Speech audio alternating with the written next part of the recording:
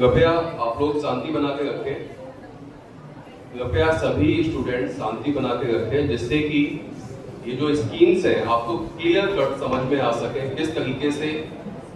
जो female students हैं उनके लिए तो स्कीम्स है ही, इसके साथ जो मेल स्टूडेंट्स बैठे हुए हैं, उनकी बहनें हैं, माताएं हैं, उनके लिए भी ये चीजें फायदेमंद हैं। तो सभी लोग पहले एक बार रेखा गोस्वामी मैम का ताली बजाकर स्वागत करेंगे।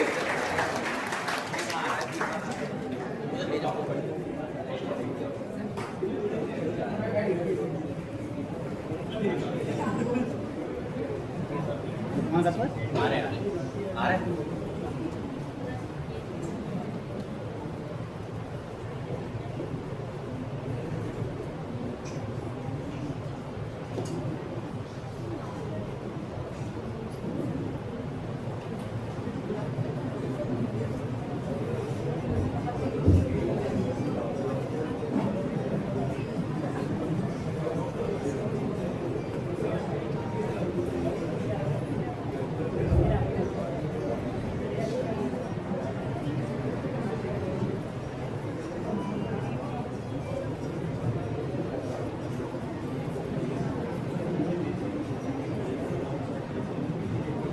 कभी किसी भी अच्छे काम का प्रारंभ माता के चरणों में कुछ अर्पित करके ही किया जाए।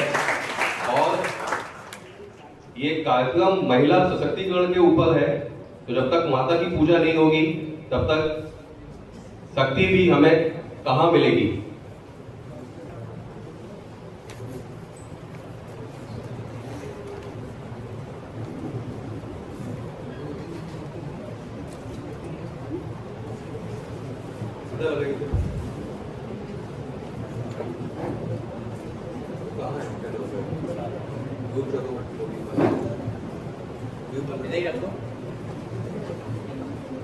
तो मैं सबसे पहले डॉक्टर हेगा शिवराज मैम को आमंत्रित करूंगा डाइस पे कि मैम प्लीज डाइस पे आए और बच्चों को कुछ गाइडेंस दें, जो गवर्नमेंट की स्कीम्स हैं उनके विषय में बताएं। डॉक्टर हेगा शिवराज मैम।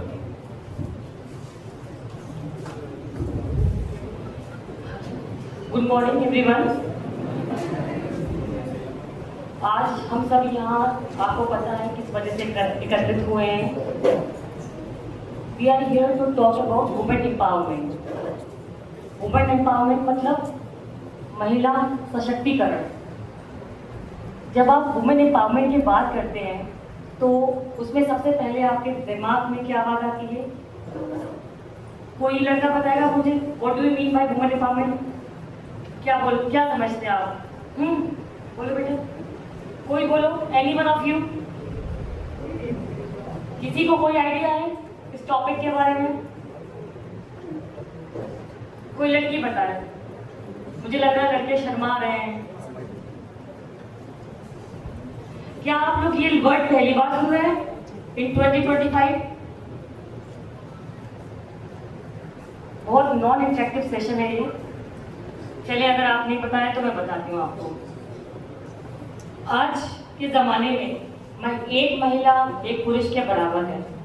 अब बराबरी से मेरा ये मतलब नहीं है कि आप फिजिकली बहुत स्ट्रॉन्ग हैं और फीमेल इतना स्ट्रॉन्ग नहीं है।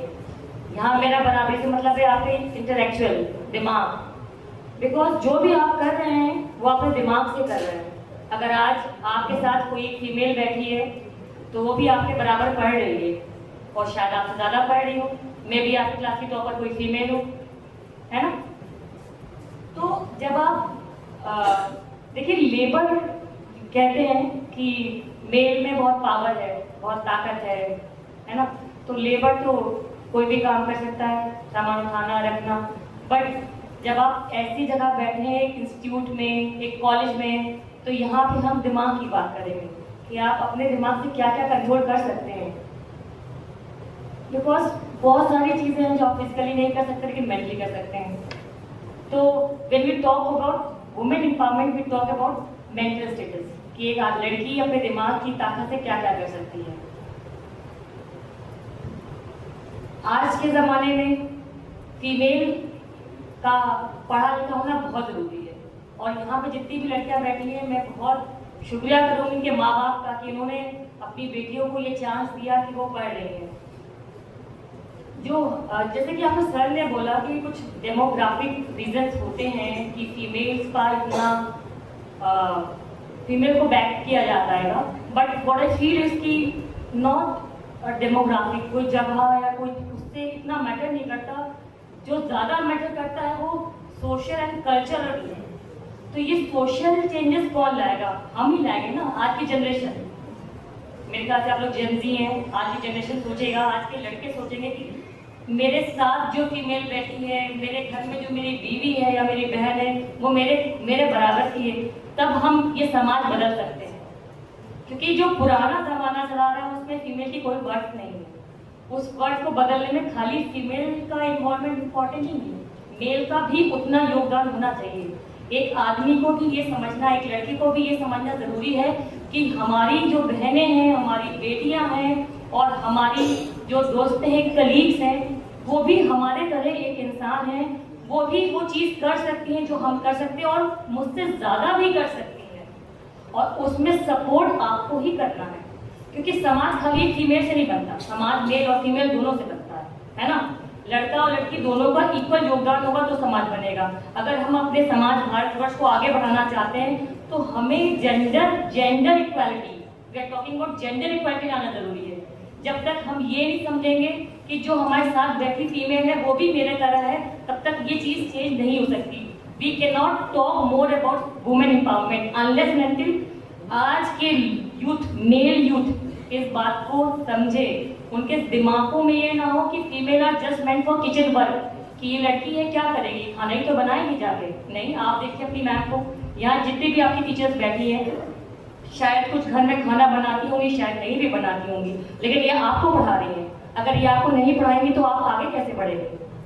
तो इनका भी वही आदत आपको करना है। दिस इज वाई ये वुमेन एम्पावरमेंट जैसा टॉपिक अब आप इधर कुछ सालों में सुन रहे होंगे। इससे पहले ऐसी कोई बात नहीं होती थी हमारे कल्चर में, हमारी सोसाइटी में। हमारी सोसाइटी में ऐसी कोई बात नहीं होती थी, लेकिन ये बात एराइज इसलिए हुई कि पहले females way not working, they way not studying. पहले ज़माने की औरतें, आपकी दादी, नानी, कोई पढ़ता भी नहीं था। कुछ लोग पढ़ते हैं, आई डोंट डिनाई, लेकिन majority of them don't study. उनको लगता था घर का काम ही मेरा काम है। बट आज जब लड़कियां इक्वली आपके बराबर खड़ी है तो उनको वो जेन्युइन रिस्पेक्ट आपसे ही चाहिए, जो हमारा मेल समाज है। चाहे वो आप बच्चे हों, चाहे यहाँ बैठे सर हों, या जो आगे बैठे हुए हैं सब, I am talking about everybody.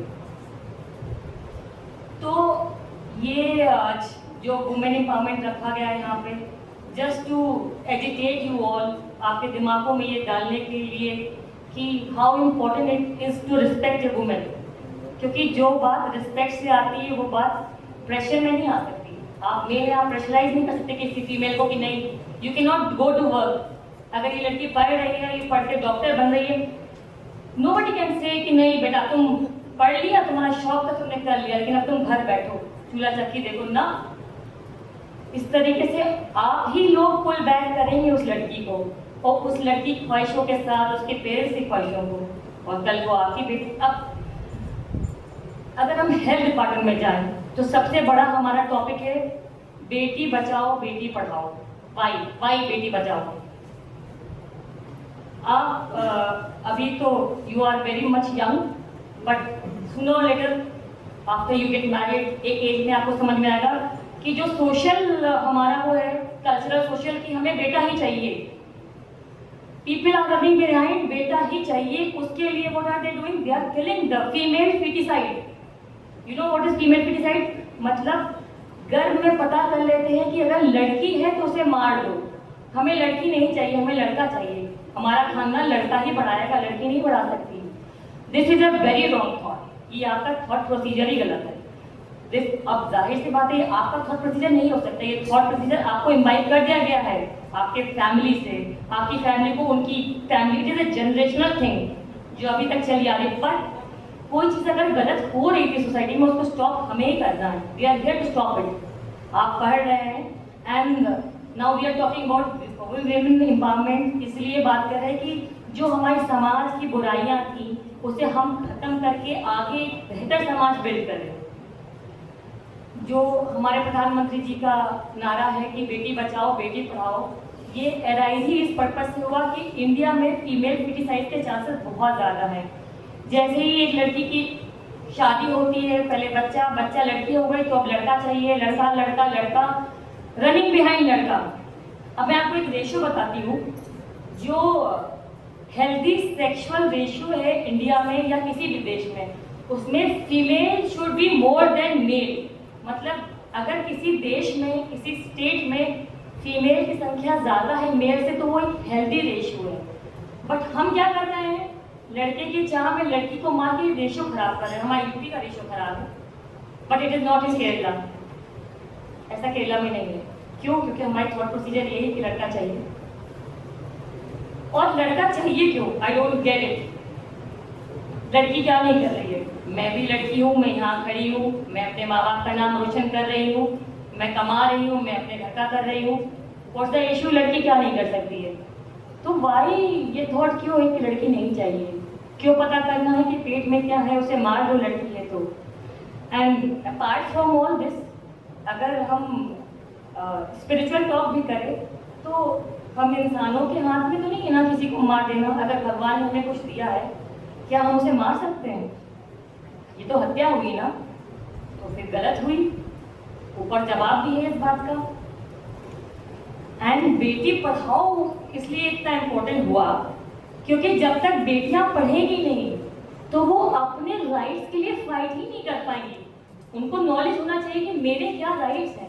And education is very important for their stand. और एजुकेशन के साथ आने वाले दौर में financial independence is also very important for every female. My advice for every female is that you should be financially independent. आपके father क्या थे, आपके होने वाला हस्बैंड क्या है, आपका भाई क्या है, ये हो जाए, दिस इज ऑल बुलशिट। इसमें तो पढ़ना ही नहीं है। What are you? What is your identity? That is important. You have to build your own home, own career, own life. You cannot be dependent on anybody. जब आपके अंदर ये भावना आएगी तब आप एक बेहतर समाज बिल्ड कर सकती हैं। तब आप स्टैंड ले सकती है कि मेरे बेटी हो या बेटा हो, मुझे कोई फर्क नहीं पड़ता। I will treat any of my child equally. Gender is not a matter, gender is not a matter ever. लेकिन बस वही बात है कि सोशल कल्चर चला रहा है। लड़का है तो वही करेगा, लड़की नहीं कर पाएगी। लेकिन मैं कहती हूँ आज की लड़कियाँ ये सब बदल के दिखाएगी। आज की लड़कियाँ आगे बढ़ेगी, आसमान और पर्वत को छुएगी। ये मेरा वो है और मैं ये आपसे उम्मीद करती हूँ कि आप लोग इस समाज को बदले। और यहाँ बैठे सभी लड़कों से यही उम्मीद करती हूँ कि after this talk you will set a brain की nothing like gender inequality. Everybody is human. यहाँ पे जो बैठा सब इंसान है। Anybody can be anything. Now let's talk about health. When I am from a health department, being a doctor, I would like to just tell what is health, what is being healthy. Being healthy is not just being away from disease. मतलब आपके पास कोई बीमारी नहीं है, ये आपका certificate नहीं है कि आप हेल्दी है। It is about away from illness, मतलब बीमारी नहीं हो। फिजिकल वेलबींग, आपको कोई किसी प्रकार की बीमारी नहीं हो। मेंटल वेलबींग मतलब आप किसी डिप्रेशन में नहीं हो, किसी मेंटल ट्रॉमा नहीं हो, अनहैप्पी ना हो।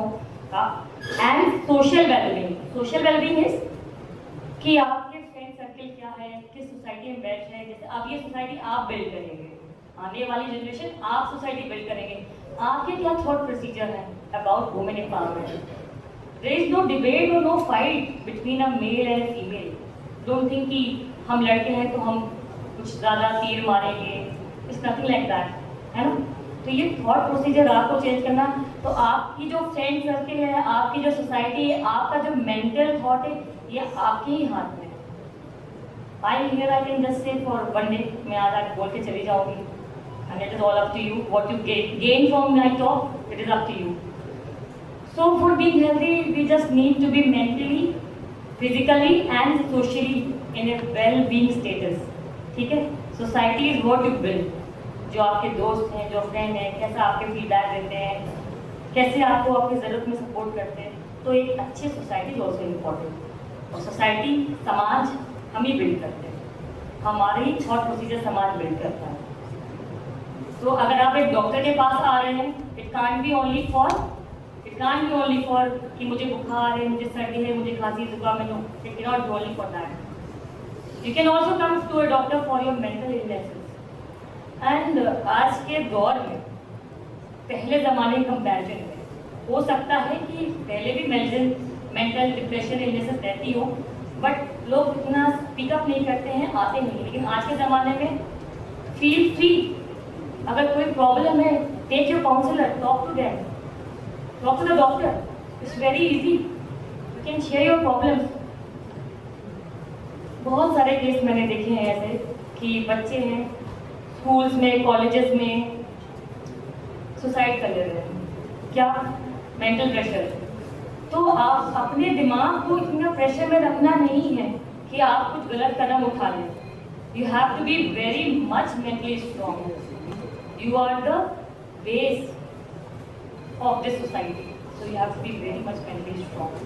कभी कोई ऐसा पिटफॉल फील हो, पहले तो फ्रेंड्स, मेरे ख्याल से पेरेंट्स से पहले आप लोग के फ्रेंड्स होंगे, take the support of your friends, then go to your parents. अगर फिर भी आपको नहीं हो, you can come to a doctor. अच्छा, नाउ फीमेल्स के लिए हमारी सरकार ने कुछ स्कीम्स रखी हैं। उनमें से सबसे ज़्यादा जो आज नहीं but some other day you will know कि जब एक महिला की बेटी होती है, पहली बेटी, तो उसके जब पहला टीका लगता है और टीका कंप्लीशन के साथ सरकार और उसके क्लास 10 पास होने उस टोटल प्रोसीजर में बच्चे को पढ़ाने तक 6,000 रुपये का मुआवजा देती है। अब ये सब प्लान सरकार ने इसलिए रखे क्योंकि वही हमारी सोसाइटी, हमारा कल्चर, लड़की हुई पढ़ाना नहीं हैगा, पढ़ाना जरूरी। तो हमारे प्रधानमंत्री जी ने सोचा कि हम इसमें पैसे का वो रखते, मॉनेटरी गेन। आदमी किससे अट्रैक्ट होता है? पैसा। गांव का आदमी अट्रैक्ट हो, भाई पैसा मिल रहा है, लड़की हो गई, इसको पढ़ाऊंगा तो पैसा मिलेगा, इसका टीकाकरण करूंगा तो पैसा मिलेगा। बट स्टिल ये पहले के लोग थे। What I expect from you all, not for money but for because she is your daughter, she is your mother, she is your sister, she is your wife. This is sufficient.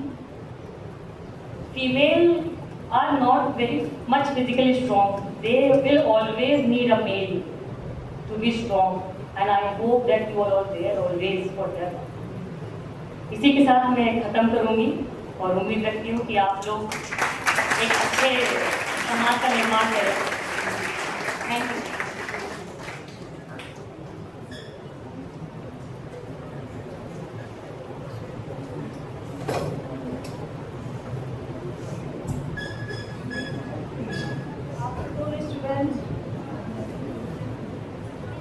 देखिए, अभी doctor ma'am ने बहुत सारी चीज़ें clear की, जिसमें main था बेटी बचाओ बेटी पढ़ाओ।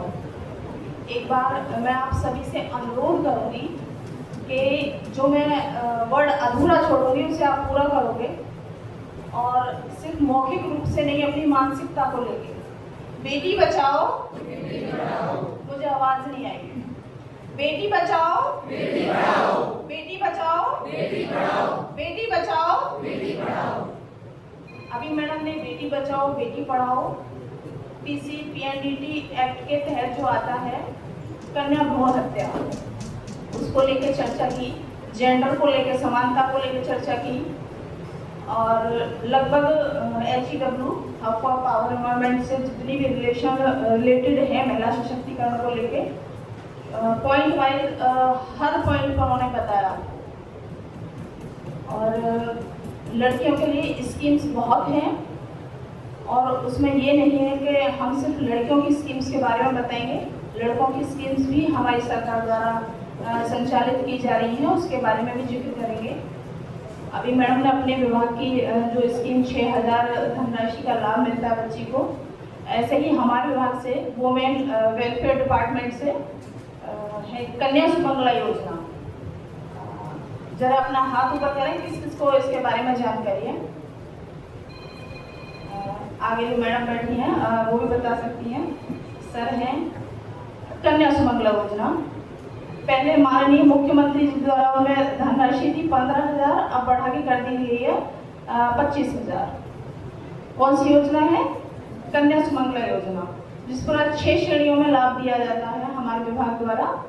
और उसमें सिर्फ पात्रता में ये है कि 2 बच्चे होने चाहिए, अगर दोनों बेटियां हैं तो दोनों को लाभ मिलेगा, अगर कोई जुड़वा है तो उसे भी लाभ मिलेगा, अगर 3 बच्चे हैं और उसमें ट्विंस हैं, जुड़वा हैं, तो उसे भी लाभ मिलेगा। तो इस तरह से 6 श्रेणियों में कन्या सुमंगला योजना की पात्रता की श्रेणी में आते हुए 25,000 का 12th करते करते 25 श्रेणी वाइज उसका लाभ ले सकती है। एक योजना है जो कोविड महामारी में आपने सुना होगा, बाल सेवा योजना। किस किस ने सुना उसके बारे में? देखिए वो योजना हर पॉइंट पे हर जगह देखी गई है, ऐसा नहीं हो सकता है। आप जहाँ से बिलोंग करते हैं, जिस गांव से या शहर से, वहाँ पे ऐसा कोई कोना नहीं छोड़ा जिसमें बाल सेवा योजना का लाभ ना लिया गया हो बच्चों द्वारा। उसमें ये था महामारी में, देखो बहुत बुरे हालात थे उस टाइम कि किसी की मम्मी एक्सपायर हुई, किसी के फादर एक्सपायर हुए, बहुत बुरा हाल था। तो उनमें सरकार ने देखते हुए कि बहुत बुरी हालत है, तो सरकार ने 4,000 रुपये का हर मंथली बच्चे को पढ़ाई के लिए पैसा प्रोवाइड कराया। सच बताइए, किसी को इसके बारे में जानकारी नहीं है? नहीं है। कहीं मुझे दुख भी हो रहा है और बहुत परेशानी वाली बात है अगर आपको नहीं पता है, क्योंकि आजकल फ़ोन सभी चलाते हैं। चलो हमारा अवेयरनेस आप तक नहीं पहुंचा, लेकिन फ़ोन के माध्यम से जो बच्चे अनाथ हुए थे, जिन्होंने अपने परिवार को, पेरेंट्स को, दोनों में से किसी एक को खोया था, उन बच्चों ने इस योजना का लाभ लिया।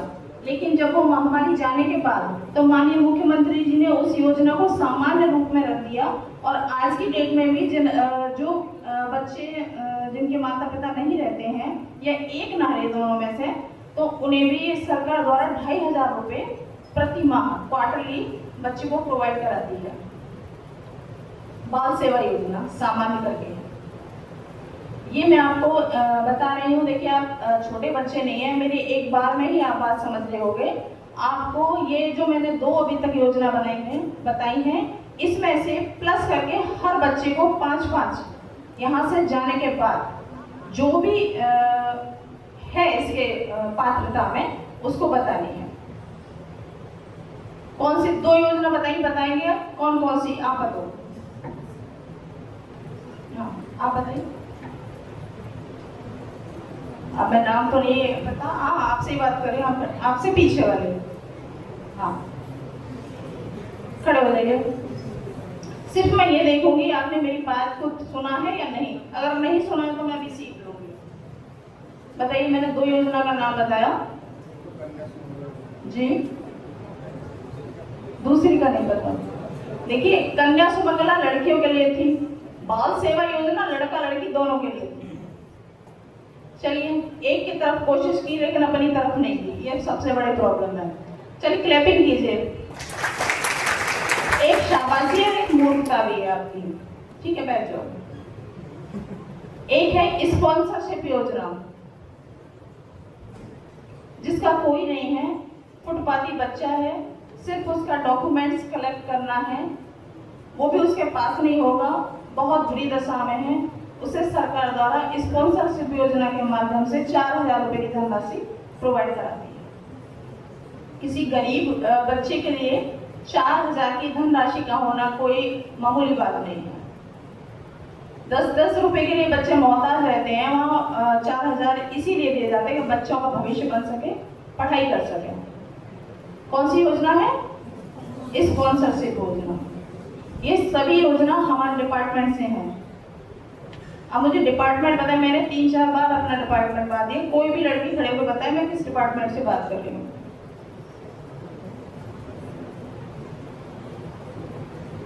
बताओ आप इसी तरह से लेक्चर लेते हो क्लास में, यहाँ बैठे सुना और क्या है पता नहीं। बताओ, वॉइस में से बताओ। चलिए मेरा चेहरा मत देखिए, एक बार ये देख लीजिए बैनर। कैसे स्टूडेंट हो आप?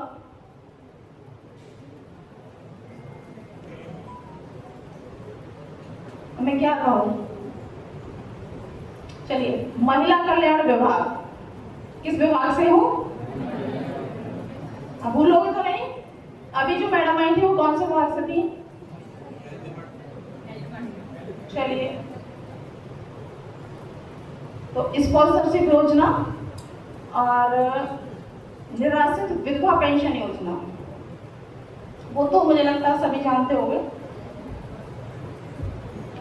जानते हो? आवाज तो नहीं आ रही। जानते हो?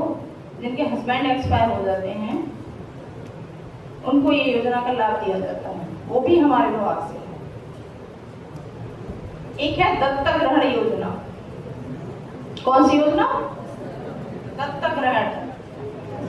उसमें जिन पेरेंट्स के बच्चे नहीं होते, अडॉप्शन जिसे बोलते हैं, बच्चे अडॉप्ट किए जाते हैं, वो हमारे विभाग द्वारा किए जाते हैं। देखा होगा आपने कभी 10 साल हो गए शादी को, बच्चा नहीं है, उनकी इच्छा होती है हम एक बच्चा अडॉप्ट कर लें, तो हमारे विभाग से संपर्क कर सकते हैं। डीएम ऑफिस, प्रोबेशन कार्यालय, रूम नंबर 31। रूम नंबर कौन सा कार्यालय? हिंदी में भी बता रही हूँ, इंग्लिश में भी बता रही हूँ, कोई रेस्पॉन्स तो दो भाई। महिला कल्याण विभाग, जोर से बोलो। अगर बिल्कुल अननोन हो, कुछ नहीं जानते तो बोलना कि भाई हम पढ़े लिखे नहीं हैं, हमें कुछ नहीं पता, जहां से विधवा महिलाओं को पेंशन मिलती है हमें उस विभाग में जाना। पहुंच जाओगे? बहुत शर्मनाक बात है, आप कॉलेज के छात्र हो, इस तरह से ये पढ़ाई, अब क्या कहो, पढ़ाई तो कर ही नहीं लेगा, एजुकेशन तो आपसे दूर दूर तक बहुत दूर है। एक 3 वर्ड है महिला कल्याण विभाग। इसे याद करने में हिंदी में भी बोल रही हूँ, इंग्लिश में भी बोल रही हूँ, लेकिन कोई फर्क नहीं पड़ रहा। मैं आपका एक एक का कॉन्टेक्ट नंबर लेकर जाऊंगी यहाँ से। फोन तो सभी चलाते हो? सभी चलाते हैं। देखो इस पे तो एकदम राइट वाला डन आ गया भाई, चलो कुछ तो पॉजिटिव है। तो ये हमारे विभाग की है। दत्तक ग्रहण योजना बहुत ही अच्छी योजना है। अगर इस का कोई पात्र है और चाहता है हमारे यहाँ से बच्चा अडॉप्ट करना, तो कारा की वेबसाइट है और हमारे यहाँ से संपर्क करने के बाद वो बच्चा अडॉप्ट कर सकता है। अब हमारे बीच में सीमा अब्बास मैडम है, वो सखी वन स्टॉप सेंटर की सेंटर मैनेजर है। वो उसकी जो कार्य प्रणाली है उसके बारे में आपको अवगत कराएंगी कि हमारे ही जिले में एक यूनिट है सखी वन स्टॉप सेंटर के नाम से, उसका संचालन करती है और उससे क्या क्या लाभ होते हैं महिलाओं के लिए, उसके बारे में आप जान गए। धन्यवाद। थैंक यू वंदना जी। इस सभागार में बैठे हुए सभी लोगों को मेरा नमस्कार। मेरा परिचय तो वंदना जी ने दे ही दिया है कि मैं वन स्टॉप सेंटर से सीमा अब्बास हूँ। तो जैसे कि हम सभी लोग यहाँ पे एक ही बात कर रहे हैं, महिला सशक्तिकरण। मैं सबसे पहले एक बात ये बता देती हूँ कि हम लोग यहाँ पे कोई लेक्चर लेने नहीं आए। मैं ये चाहती हूँ कि अगर हम लोग बात करें, अगर इस सेशन में हम लोग रहें तो आप लोग भी हमसे बात करें। महिला सशक्तिकरण का एक उद्देश्य ये भी है कि हम लोग आप लोगों को बुलवाएं, आवाज़ बुलवाएं, आपकी आवाज़ को ऊंची कराएं। ठीक है, जितनी भी चीज़ें पूछ रही हैं आपको नहीं पता है, तो ये भी एक उद्देश्य है आपसे मिलने का कि हम अपनी जो भी स्कीम्स हैं, गवर्नमेंट जो भी स्कीम्स लागू कर रही है वो हम आप लोगों को अवेयर करा सके। तो मैं बच्चों आपसे ये उम्मीद करूंगी कि आप लोग है ना बीच बीच में हमसे कुछ सवाल भी पूछते जाएं, क्योंकि सवाल सबके मन में होते हैं लेकिन पूछना कोई नहीं चाहता है।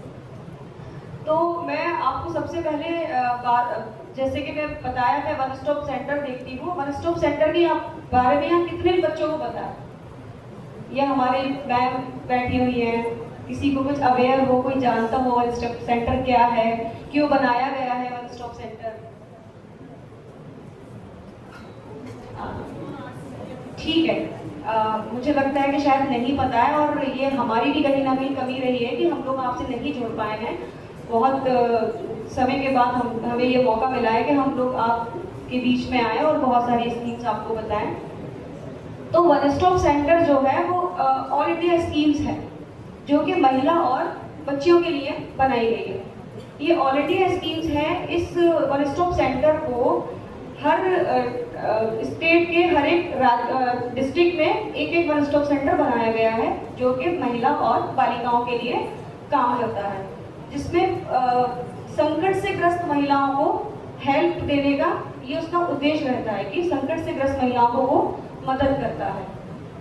घरेलू हिंसा हो गया जिसके अंदर, जिसमें दहेज उत्पीड़न हो गया, जिसमें स्टॉकिंग के केस हो गए, बाल विवाह का केस हो गया, ठीक है, और यौन उत्पीड़न हो गया, मानसिक हिंसा हो गई। हिंसा चाहे किसी भी प्रकार की हो, वन स्टॉप सेंटर उन सारी संकट से ग्रस्त महिलाओं के लिए काम करता है, जिसका टोल फ्री नंबर 181 है, जिसका हेल्पलाइन नंबर टोल फ्री है जो कि 181 नंबर है।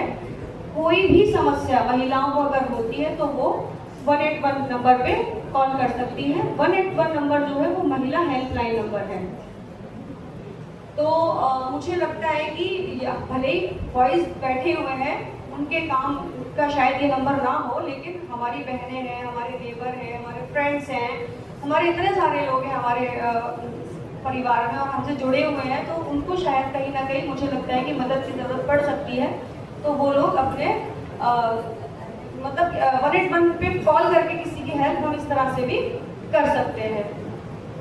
तो वन स्टॉप सेंटर का जो कार्यालय है वो क्वारसी थाने के जस्ट बराबर में है, रामघाट रोड में, जिसको मेरे द्वारा संचालित किया जाता है, जहाँ पे काम करने वाली महिलाएं ही हैं। वन स्टॉप सेंटर का उद्देश्य है एक ही छत के नीचे महिलाओं को अन्य अन्य प्रकार की सुविधाएं उपलब्ध कराना। जैसे कि अब मैं बता देती हूँ किस किस तरह की हम लोग सुविधाएं उपलब्ध कराते हैं वन स्टॉप सेंटर में। अगर कोई भी पीड़ित महिला हमारे पास आती है तो सबसे पहले हम उसकी काउंसलिंग कराते हैं। काउंसलर्स हैं हमारे पास वहाँ पे डॉक्टर भी हैं, हमारे पास वन स्टॉप सेंटर में लीगल एडवाइज़र हैं जो कि free of cost legal advising करते हैं। हमारे पास शेल्टर होम है महिलाओं को रखने के लिए, जहाँ पे हम 5 दिन के लिए महिलाओं को रख सकते हैं। हमारे पास रेस्क्यू वैन की सुविधा है। अगर कोई महिला संकट में फंसी और वो नहीं आ पा रही है तो हम लोग अपनी रेस्क्यू वैन से उस महिला को रेस्क्यू कर लेते हैं, हमारी टीम भी है। बाकी CHL चाइल्ड लाइन जो एक हेल्पलाइन है, उसके भी जो भी बच्चे आते हैं वो भी हम वन स्टॉप सेंटर में रखते हैं। तो इस तरह से वन स्टॉप सेंटर अलग अलग तरह की सुविधाएं देता है। और वन स्टॉप सेंटर में महिला पुलिस रिपोर्टिंग चौकी भी मौजूद है। अगर कोई महिला आती है तो उसको कहीं और जाने की जरूरत नहीं है, उसको सारी चीज़ें एक ही छत के नीचे उपलब्ध कराई जा सकती हैं। तो ये तो हो गया वन स्टॉप सेंटर, ठीक है। इस पे हम अगर कॉल करें तो 181 पे अगर हम कॉल करेंगे तो वो वहाँ पे वन स्टॉप सेंटर पे जाके कनेक्ट होता है। जो भी आपकी समस्या होगी वो हमारे द्वारा सुनी जाएगी और फिर हम आपको बुलाएंगे, आपकी दूसरी जो भी आपकी विपक्ष पार्टी होगी उनको भी बुलाएंगे, बातचीत करेंगे और आपकी समस्या का समाधान करने की कोशिश करते हैं हम लोग। ठीक, तो ये वन स्टॉप सेंटर का मैंने बता ही दिया है आप लोगों को कि ये क्वारसी थाने के जस्ट बराबर से जिसकी भी कोई समस्या है, अगर किसी की भी कोई समस्या हो यहाँ पे हमारे साथ शेयर करना चाहते हैं तो यहाँ पे भी कर सकते हैं, और अगर नहीं तो फिर 181 पे कॉल करके या फिर डायरेक्ट वो वन स्टॉप सेंटर पे भी आ सकते हैं। अब मैं आपके साथ कुछ हेल्पलाइन नंबर भी जो है वो शेयर करूँगी, जिससे कि आप लोगों को समझ में आ जाए, क्योंकि ये अवेयरनेस प्रोग्राम है और हम यहाँ पर जो आए हैं वो अवेयरनेस के लिए ही आए हैं, ताकि आप लोगों को कुछ चीज़ें समझ में आ जाए। किसी को कुछ प्रॉब्लम तो नहीं हो रही है पीछे? ठीक है, तो मैं आपको एक हेल्पलाइन नंबर बताती हूँ। कुछ हेल्पलाइन नंबर हैं जो कि महिला और सभी के लिए है वो हेल्पलाइन नंबर, महिला पुरुष की बात नहीं करूँगी यहाँ पे। जैसे कि एक तो मैंने आपको बताया 181 महिला हेल्पलाइन नंबर है। इस पे महिला, बालिकाएं और जैसे कोई भी पुरुष अगर किसी की बहन, माँ या किसी भी फीमेल के साथ कुछ भी समस्या होती तो वो 181 पे फ़ोन करके अपनी समस्या को बता सकते हैं। दूसरा नंबर हमारा है 1098 नंबर। ये है 0 से 18 साल तक के बच्चों के लिए इस नंबर को स्पेशली बनाया गया है। 0 से 18 साल तक के बच्चे इस नंबर पे अपनी समस्या बता सकते हैं।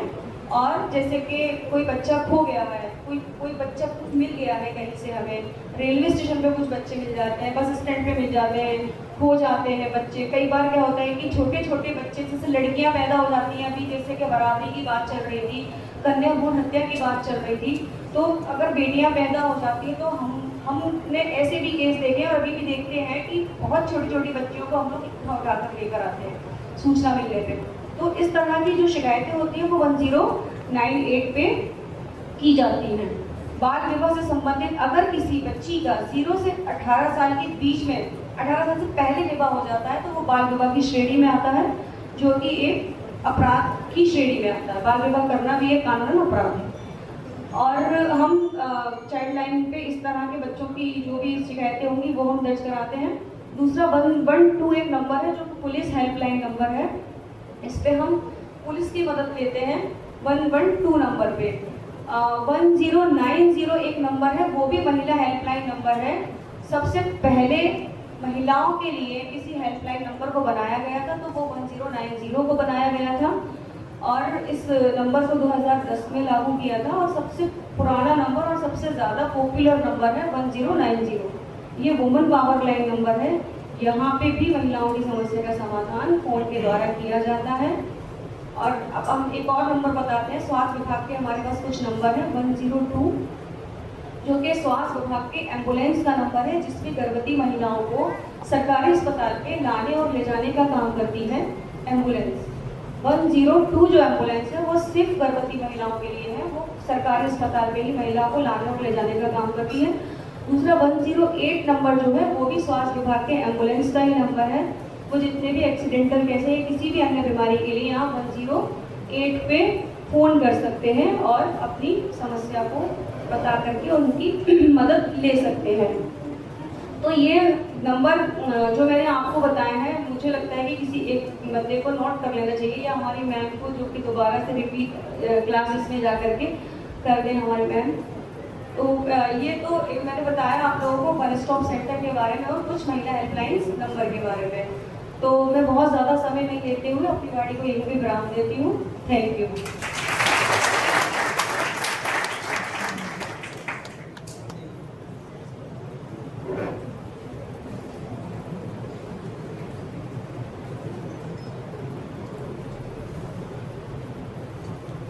सभी लोग, सभागार में उपस्थित सभी लोगों के लिए मेरा नमस्कार।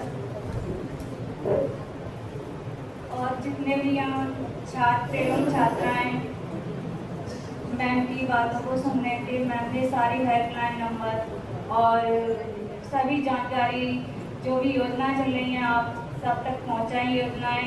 इसको पहुँचाने का उद्देश्य हम लोगों का सिर्फ यही है कि आप जागरूक होइए, क्योंकि आपको जागरूक करने के लिए हम लोग यहाँ सभी जगह जगह अन्य स्कूलों में आपकी तरह जाके समझा रहे हैं कि जैसे आपके बीच आए, क्योंकि आप लोग अपनी चुप्पी तोड़िए और खुल के बोलिए, अपनी बात को हम लोगों से कह सको, इसलिए हम लोग आप सभी के बीच में आए। मैं आपको इस विषय पर समझाती हूँ। जैसे साइबर क्राइम है आजकल, अधिकतर साइबर क्राइम, क्योंकि फ़ोन हम लोगों के हाथों में रहता है तो हमारे साथ में साइबर क्राइम जैसे अपराध अक्सर कर होते हैं और कई लोगों के साथ हो भी रहे हैं। यहाँ पर फेसबुक, इंस्टाग्राम सभी लोग चलाते हैं। कितने लोग इंस्टाग्राम आईडी बनाते हैं जो चला रहे हैं।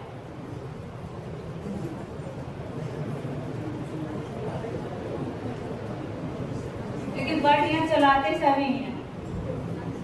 हाथ उठाने में उनको शर्म लग रही है, लेकिन उस पर जब आप लोग अपनी आईडी बनाते हो तो पासवर्ड डालते हो। अपने पासवर्ड आईडी कभी भी किसी भी ओटीपी पे शेयर ना करें कि एक ओटीपी आया या किसी से अपने दोस्त से शेयर कर लिया आपने, उसके बाद में आपके साथ में साइबर क्राइम जैसे आपके साथ फ्रॉड होना संभावित है। जैसे कि थाने पर मुकदमे पंजीकृत होते हैं, मुकदमे पंजीकृत होने के बाद में उसमें एक नंबर आता है वादी का। वादी मतलब जैसे कि जो कंप्लेंट कर रहा है, अपना शिकायत करता था, उस नंबर पर लोग फ़ोन करते हैं। फ़ोन करने के बाद में उससे कहते हैं कि हम आपके केस को सॉल्व करवा रहे हैं और बहुत अच्छे से हम इसको देखेंगे, हमारी सर से मैडम से बात हो गई है और आप हमारे अकाउंट में इतना पैसा डालिए, हम उसको सज़ा दिलवाएंगे, हम उसको पकड़वाएंगे। इसके बावजूद वो आपके किसी भी व्यक्ति जैसी घर में परिवार में किसी को किडनैपिंग की सूचना देते हैं कि ये आपका व्यक्ति हमारे पास है, आप हमारे अकाउंट में इतना पैसा डालिए, और एकदम से आपके माता पिता या आप लोग अपने दोस्त के लिए आवाज़ सुन के जो भी होता है अकाउंट से उनको ट्रांजैक्शन कर देते हैं। तो आप क्या है कि साइबर क्राइम जैसे अपराध के कारित कर चुके होते हैं। लेकिन आपके द्वारा जब पैसा डाला गया है वो आप अपराधी तो नहीं हो, लेकिन बट दूसरे अपराधी का नंबर आप तक नहीं पहुंच पाएगा और वो उसका अकाउंट यहाँ का नहीं होगा, किसी का झारखंड का होगा, किसी का बिहार का होगा। यहाँ के व्यक्ति इतनी अपराध में संलिप्तता नहीं, क्योंकि जाके अपराध दूसरे क्षेत्रों में ही किया जाता है। इसलिए किसी के अकाउंट में ट्रांजैक्शन करने से पहले आप अपने परिचित को, जिसकी आवाज़ आप सुन रहे हैं, उससे संपर्क करिए कि आप स्वस्थ ठीक हो। 2 मिनट में आपकी कॉल भी हो सकती है और 1 सेकंड में आप ट्रांजैक्शन भी कर सकते हो। तो साइबर क्राइम जैसे अपराधों पर आपके द्वारा ही लगाम लगाई जा सकती है, ना कि पुलिस वालों के द्वारा। ये तो आपने ट्रांजैक्शन कर दिया, 1930 पर आप कॉल करोगे, उसका भी एक प्रावधान है कि आपको कंप्लेंट अपनी रजिस्टर्ड करानी होगी, उसके बाद ही आप थाने आएंगे। ये नहीं कि तुरंत से हम संबंधित थाने पर भागेंगे, नहीं। अगर हमसे अपराध, अगर ट्रांजैक्शन हो गया तो उसके बाद में हम अपनी कंप्लेंट दर्ज करें 1930 पर। किस नंबर पर अपना कंप्लेंट दर्ज करेंगे आप लोग? कब करेंगे? आवाज तो आ नहीं रही है आप लोगों में से किसी की? मैम आपको आवाज सुनाई दे रही है?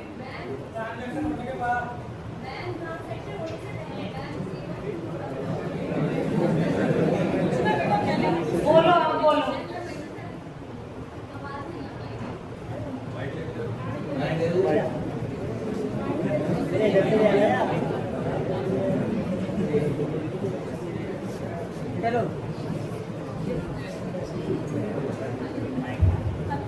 My name is Neetu sir.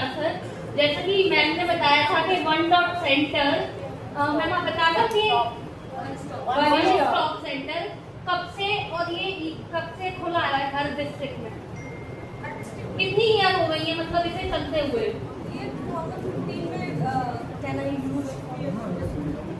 ये 2015 में खुला था।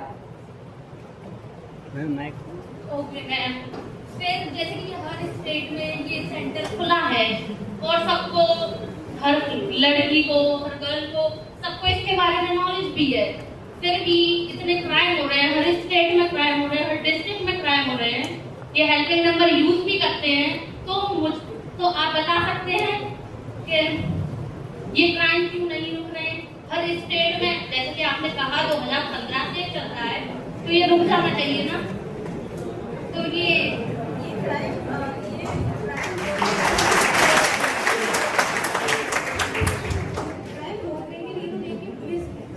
आई थिंक मेरा ये भी क्वेश्चन है कि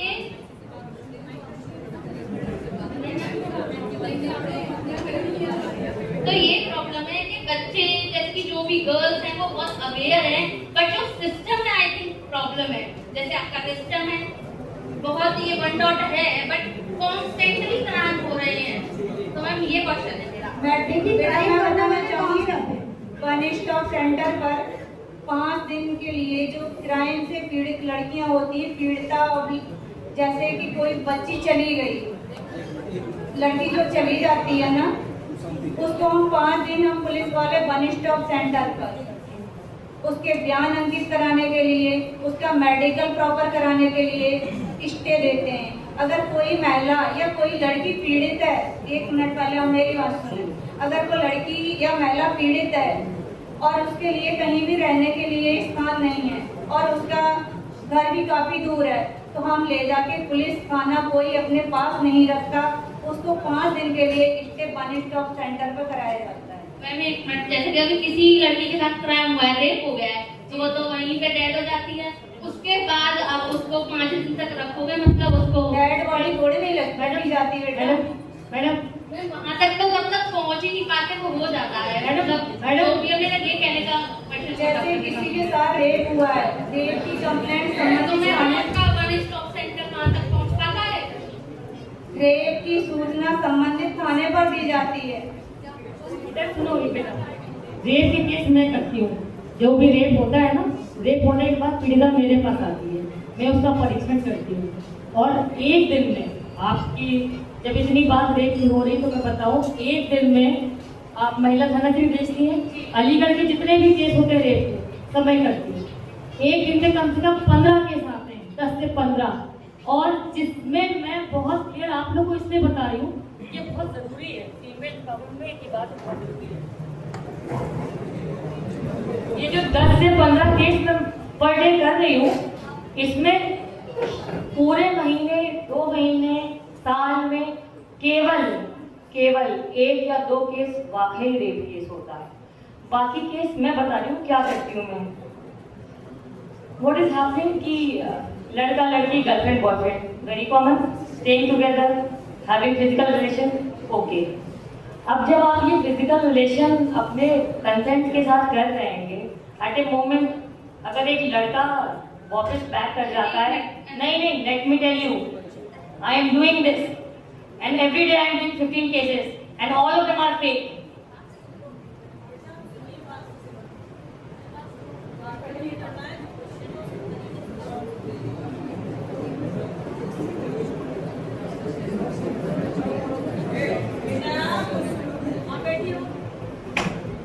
तो ये फेक केस एराइज कहाँ से हो रहे हैं? दिस इज योर स्टूपिडिटी, एक लड़के की स्टूपिडिटी। मैं लड़के को नहीं ब्लेम करूंगी, क्यों? क्योंकि जब केस आप लिखाते हैं ना थाने में, तो एक फीमेल लिखवाती है, फिर वो फीमेल मेरे पास आती है और फिर वो बताती है कि मैं तो अपने बॉयफ्रेंड के साथ गई थी, अब वो उसने दूसरी गर्लफ्रेंड बना ली है, अब वो दूसरी जगह शादी करने को तैयार है, तो अब मैं उसके खिलाफ केस करूंगी रेप का। But by definition rape is something which happens without your consent. जब आप उस लड़के को कंसेंट नहीं दे रहे हैं अपने साथ फिजिकल इंटीमेसी की, लेकिन जब आप कंसेंट के साथ कर रहे हैं तो वो रेप कैसे? एंड मुझे लगता है महिला थाने में भी बहुत केस आते होंगे, मेरे पास तो पूरे अलीगढ़ के केस आ रहे थे। वो केस जब मैं करती हूँ तो वो लड़की खुद मुझे बयान देती है कि मैडम दिस हैज हैपेंड। सो मुझे आप लोग से ये भी कहना है कि ये जो विक्टिमाइजेशन फीमेल कर रही है, stop doing this, don't play victim card, you are not victim. आप लोग सब इंडिविजुअल समझदार पढ़े लिखे लोग हैं। अगर आप अपने लाइफ के लिए कोई डिसीजन ले रही हैं और एट दैट पॉइंट फिर आप दूसरे को ब्लेम करके फिर इतना केस, और केस का रेशियो जो यूपी में बढ़ा हुआ है, वो रेशियो बढ़ने का रीजन यही है, दिस इज द रीजन, क्योंकि ओरिजिनल रेप केस था वेरी लेस। पूछो क्या पूछ रही हो?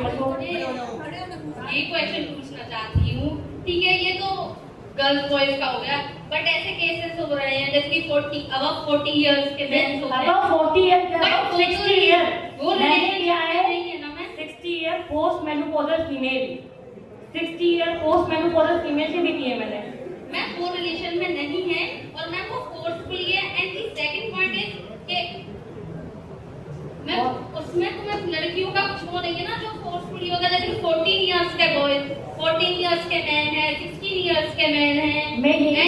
मैं आपको क्या कह रही हूँ, मेरी बात सुनिए, जो आप कह रहे हैं ना जो केसेस बहुत राइज हो रहे हैं, उस पर पुलिस कुछ नहीं कर रही है, कोई कुछ नहीं कर रहा, मैं आपको यही बता रही हूँ जो राइज ऑफ केस है, बिकॉज कोई भी केस आप रिपोर्ट कर रहे हैं महिला थाने में जाके या किसी भी थाने में, टप्पल गोंडा किसी भी थाने में जाके आप जो भी केस रिपोर्ट कर रहे हैं, वो केस तो अंकित हो गया कि इतने केस आए इसके, लेकिन जब उसको फिजिकल एग्जामिनेशन के लिए डॉक्टर के पास वो पीड़िता आ रही है, तो एट वो पॉइंट कहीं नहीं डिस्प्ले हो रहा है कि that was a fake case, that case itself was fake. वो जब फिर उसके बाद वो कोर्ट जाता है case, and I go there, सरकारी उसके जमात के लिए मैं जाती हूँ वहाँ पे, एंड वही बात है, अगर कोई चीज आपके कंसर्न से हो रही है, इट इज नॉट रेप। इस बात को आप लोग याद रखिएगा, all the females. So what ever you do, think before you do. यही बताना है आपको। Thank you ma'am, thank you.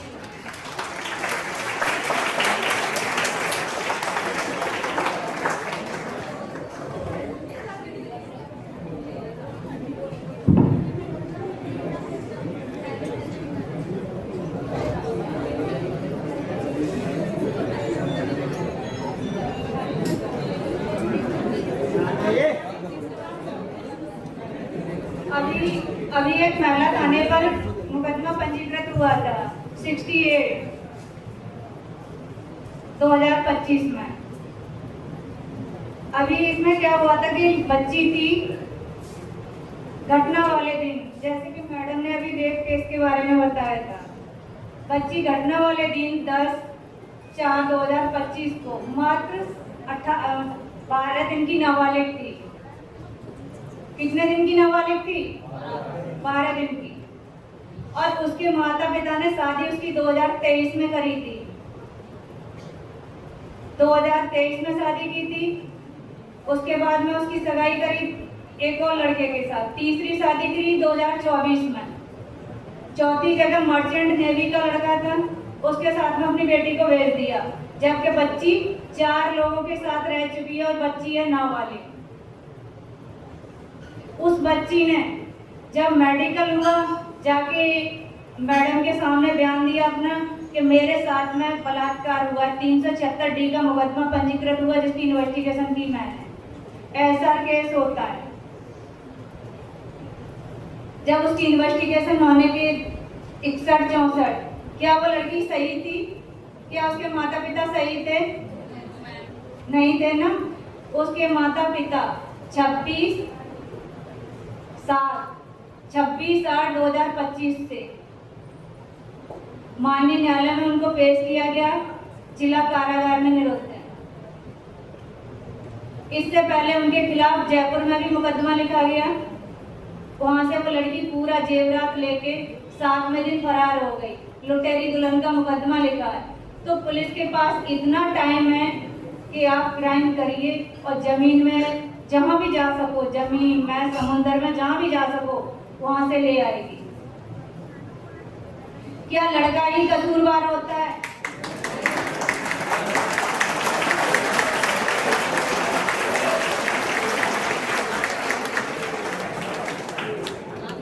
Rape के केस की सूचना देना जितना गंभीर अपराध है, उतना ही हमें क्राइम पे काम करना भी चाहिए। क्योंकि एक बेकसूर आपने जाके कह दिया कि हमारे साथ रेप हुआ है, आपने 61 दे दिया, 64 दे दिया, आप घर वालों की मर्जी से बयान दे रहे हो, अपने मन से बयान दे रहे हो।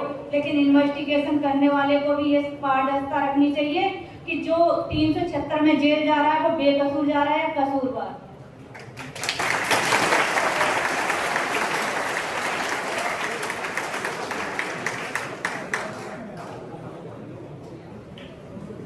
किसी का कोई और क्वेश्चन?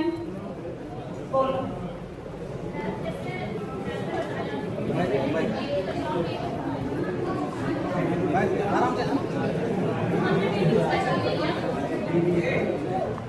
हमने बेटी को बचा भी लिया और बेटी को पढ़ा भी लिया। अब एक पढ़ी लिखी लड़की उसने कहीं से बैचलर किया है, उसने मास्टर्स किया, मान लीजिए उसने PhD भी किया है, फिर वो घर का काम कर रही है और उसकी फैमिली मतलब मान लीजिए उसके घर वाले उसे जॉब को अलाउ नहीं कर रहे या उसके इन-लॉज अलाउ नहीं कर रहे, तो ये क्या एक क्राइम है क्या? यही तो कल्चरल वेरिएशन है जो हमें अब समाज को चेंज करना है। इसलिए तो हम यहाँ पे आज वुमेन एम्पावरमेंट की बात कर रहे हैं, क्योंकि इसी को तो बदलना है ना सोच को, कि अगर एक लड़की की इंटेलेक्चुअल है, वो कर सकती है, तो उसे करने दिया जाए। इसलिए तो तुम्हारे क्लास के लड़के यहाँ बैठे हैं। समाज बदलने की बात इसलिए तो आज हो रही है, क्योंकि अब लड़कियाँ काम कर रही है। जो लड़कियाँ काम कर रही है, बैग कौन खींच रहा है?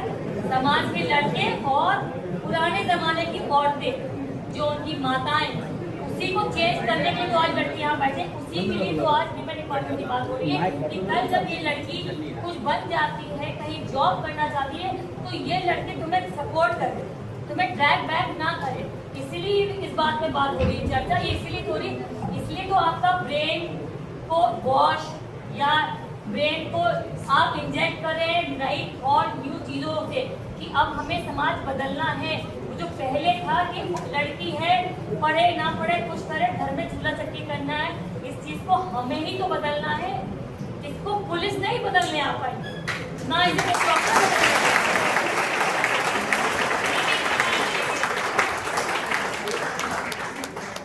जैसा भी एक बहुत अच्छा आपने टॉपिक किया था जिसके बारे में हमें बताया गया रेप केस के बारे में। इंडिया में जितने रेप मतलब पुलिस में दर्ज करे जाते हैं उससे कहीं ज्यादा रेप केसेस होते हैं जो कि क्रिमिनल उसमें नहीं आते, आप रिपोर्ट ही नहीं दर्ज कराई जाती। देखो you are not dealing it personally ना, तुम पर्सनली डील नहीं कर रही हो ना इन चीज़ों को। जो लोग पर्सनली डील कर रहे हैं मैं पर्सनली डील करती हूँ, तो मुझे पता है जब लड़की मेरे पास आ रही है अपने एग्जामिनेशन कराने तो मुझे पता है कि व्हाट इज एग्जैक्टली हैपनिंग। लेकिन जो डाटा डिस्प्ले हो रहा है, हेलो, लेकिन जो डाटा डिस्प्ले हो रहा है, जो आपको डाटा शो हो रहा है, क्योंकि इनके पास कोई भी केस आया वो नहीं ठीक है ना, आपके पास जो भी केस आया जिसमें आपने 376 को लगाया आपने केस, तो वो तो वैसे रिफ्लेक्ट करेगा कि हमारे पास इस महीने 40 376 केस आए, मतलब 40 300 रेप के केस आए। ये तो डाटा यही रिफ्लेक्ट करेगा, ठीक। लेकिन उस 40 को जब मैं एग्जामिन कर रही हूँ तो ये एक मेरा भी तो कंक्लूजन है कि उन 40 में महीनों में 40 ऐसी लड़कियां होती हैं जो वाकई रेप केस नहीं होता, it is all fake case because it is consent. आप लोग आपसी सहमति के साथ कुछ काम करते हैं और आखिरी में कुछ लड़ाई झगड़ा मतभेद के अंतर्गत आके आप उस लड़की के लड़कों से भी ये मुझे बताना है, बी वेरी वेयर। आजकल की लड़कियां बहुत तेज है, कम मत समझना, मैं देख रही हूँ बहुत तेज है, पीछे नहीं छोड़ेगी तुम लोग को। Be very aware before doing anything wrong, है ना।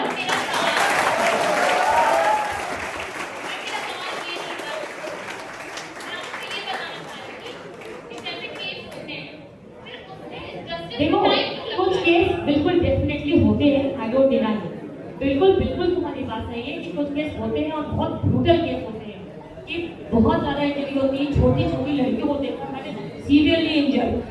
लेकिन एज ए डॉक्टर जब मैं एग्जामिन करती हूँ और जो मैं एग्जैक्टली फील करती हूँ कि जो लड़का है, क्योंकि मैं खाली एग्जामिन नहीं करती हूँ, जब वो केस कोर्ट जाता है तो कोर्ट एविडेंस में भी मैं जाती हूँ, मैं उस जो मुलजिम है उससे भी वहाँ मुलाकात करती हूँ। तो कुछ हैं, देयर आर सर्टेन पीपल जो मेंटली सिक हैं, जो मेजॉरिटी रेप केस हो रहे हैं ये नॉर्मल लड़के नहीं कर रहे हैं, ये जो मेंटली सिक लड़के हैं ये कर रहे हैं। तो दिस इज व्हाई आई से I am talking about mental wellbeing. मैंने आपको हेल्थ के बारे में बताया, mental wellbeing is also very important and social wellbeing, कि आप एक सोसाइटी में बैठ रहे हो, अगर आप एक कोएड कॉलेज में बैठे हो जहाँ लड़का लड़की साथ बैठे तो मे बी इतना आपके दिलों में दिमागों में गंदगी नहीं हो, लेकिन आप खाली ऐसे स्कूल में पढ़े जहाँ खाली लड़कियाँ पढ़ रही हैं, जहाँ खाली लड़के पढ़ रहे तो वहाँ डिजायर ज़्यादा होते हैं, व्हाट आई फील। तो अब we are only changing it ना, we are trying to understand it, you are trying to understand it, I am making you to know what is happening so that you may not do that mistake, so that these boys may not do that mistake। अब जिसके लिए भी आप committed रहे, properly committed रहे, नहीं बिल्कुल कि आप उससे शादी कर पाएंगे नहीं, क्योंकि शादी नहीं की तो फिर तो फंस जाओगे भाई, सिंपल बात है। लड़की पटक के मारेगी, कोर्ट भी कुछ नहीं कर पाएगा, 18 साल से कम हुए तो कोर्ट भी कुछ नहीं कर पाएगा। वो जो अगर रूल है कि 18 साल से छोटी लड़की के साथ कर दिया तब तो गए, उसमें कोई कुछ नहीं कर पाएगा, ना कोई डॉक्टर कुछ कर पाएगा, ना कोई जज कुछ कर पाएगा, कोई कुछ नहीं कर पाएगा। तो be very care, be very thoughtful and don't take your relation in fun. It is not fun, it is very serious.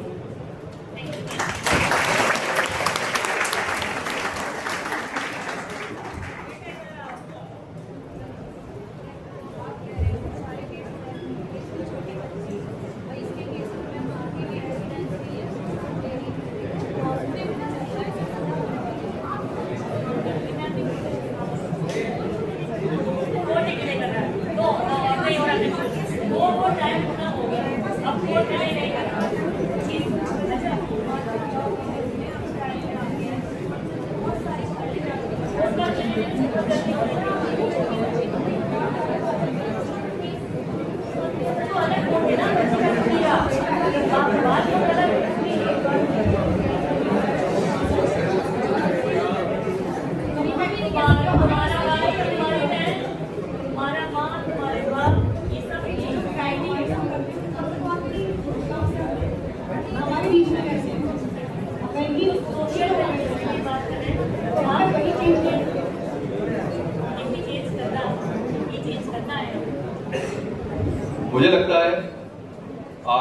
Healthy discussion हुआ है कुछ चीज़ों पर। किसी भी चीज़ के दो पहलू होते हैं, हर चीज़ के प्रॉस भी होते हैं, कॉन्स भी होते हैं, कुछ अच्छाइयाँ भी होती हैं, कुछ बुराइयाँ भी होती हैं।